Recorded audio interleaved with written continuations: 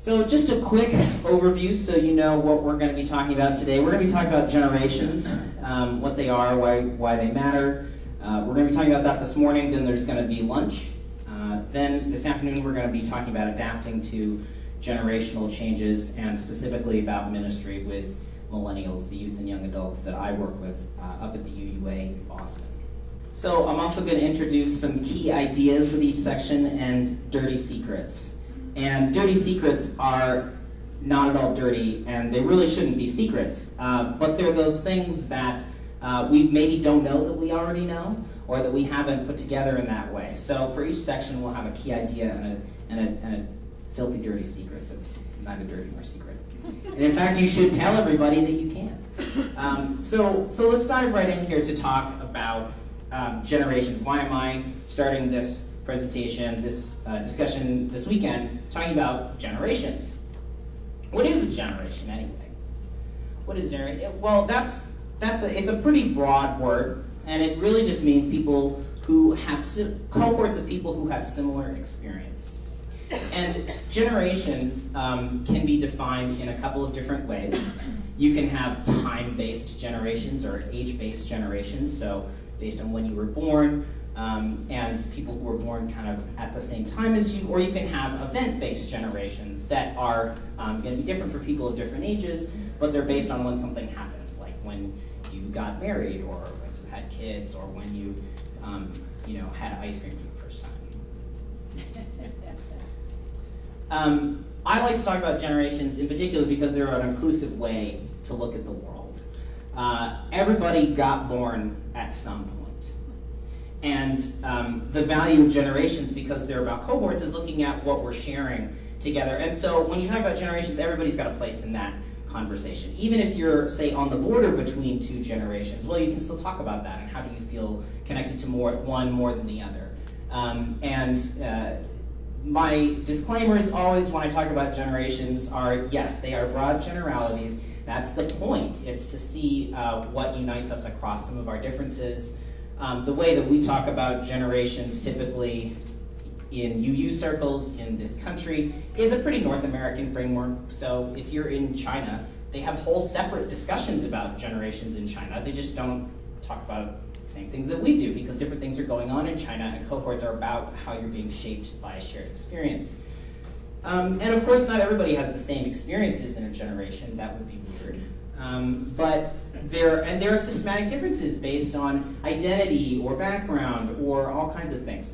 So those are the disclaimers. I want to put those out there because I don't want you to get hung up on them, but I just want to name those in the room. So let's talk about some age-based generations. You may recognize these. These are generations in age. These are roughly the generations that are present in our congregations right now. The World War II generation, or Tom Brokaw's Rhodos generation, are roughly people born about 1901 to 1925. The last time I did this presentation, and I started talking about the silent generation, and the folks who were members of the silent generation told me that they didn't like that name. So I did some research and found that for a long time, the silent generation was called the Lucky Few generation. So I thought that was kind of a cool title. So I'm going to call them the silent / lucky few / this is the generation, if you're into military conflicts, that would have fought in the Korean War versus World War II. So that's the lucky few generation, born roughly 25 through World War II. The baby boom generation, in contrast to the lucky few, is very big. That's the boom part. Baby boomers born about 45 to 64 for the purposes of our discussion.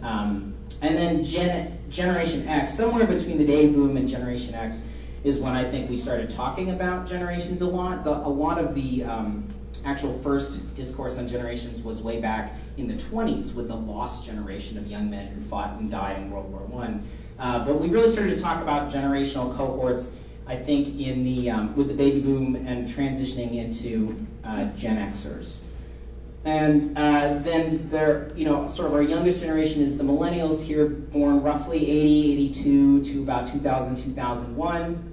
Yes, there is a generation that comes after the millennials, folks who are now in about middle school or younger, and because you can't poll 12-year-olds very well, they don't have a name for them yet, but I'm sure that will be coming soon. So this is generations in age. You may be more comfortable about this, or talking about this. This may have come up in your ministries, in your life. But I also want to talk about generations in faith.